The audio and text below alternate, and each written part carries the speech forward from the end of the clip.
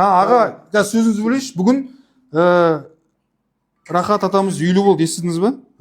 Рахат атамыз үйлі болды бүгін. Бұл мен ақшам алған үй болды. Жоқ, қараңыз, келіңіз. Бұны кәсіпкер. Міне кәсіпкер алды. Жала жаппасаңыз шаға. Міне кәсіпкер берді үйді. Міне кәсіпкер берді үйді. Это біз варианттарды білеміз ғой. Это я же өзім біреу кәсіпкер. Бұл вариант айтты, ондай вариант.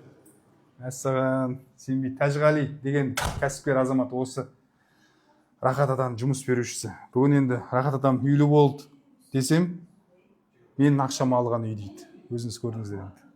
Менің есім Елеуов Тәжғали Сырым, олы жасым 69-да.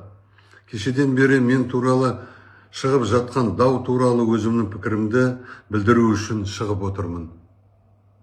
Расында мен мал шаруашылығын айналыса бастаған кезімде Рахатты малшы қылып жұмысқа алдым. Екеуміз біраз жыл жұмыс жасадық. Әрине жұмыста талай заттар басымнан өтті.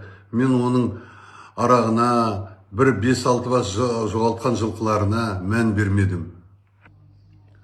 Ал соңғысында аса үлкен көлемде және қасына қылмыстық топ құрып, оның бірі дәлелмен ұсталып, малымды сатып жатып, қазіргі таңда түрмеде жазасын өтеп отыр деді. Бірақ ол отырған қылмыскер бұрынғы мал ұрлап сотталған адам болғандықтан бірін-бірі айтпай Сәрсенов Рахат құтылып кетті деді. Қазіргі кезде мен өзімнің ұрлаған малымды жауапты адамнан талап еткенім үшін заңды деп санаймын.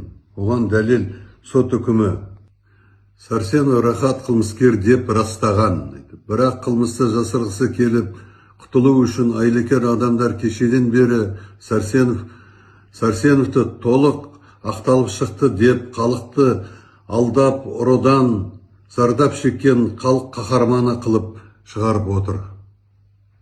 Мен жастайымнан жұмыс істеп, шаруадан қорықпай, өзімді аямай, жеңіл жол іздемей, менің кәсібім нағыз қара жұмыс. Әрине мен блогерлерге төтеп бере алмаймын. Бәріне осы отырған менің нағыз жаман адам қылып отыр. Мені жаман адам қылып шығарып тұр бұлар.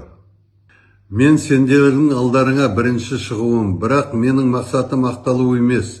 Тек айтарым, ахват жасап, Инстаграм арқылы табыс көріп жүргендердің сөздеріне еріп, менің ар намысыма және іскерлік беделіме сөз келтіріп, және менің атымды балағаттап жатқандарға ескертемін.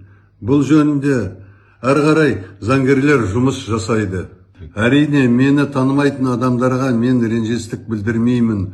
Оның қасындар өмір бойы менің малымдың тегін жеп, 40 жас юбилейін тойын жасап, 4 баласын үйлендіріп, бүкіл ақшасын төлеп, түрмеден 2-ін құтқарып алып, жақсылығымды білмеген басқаларға не айтасың? Бәріңе амандық тілеймін, мендей жағдай бастарыңа бермесін.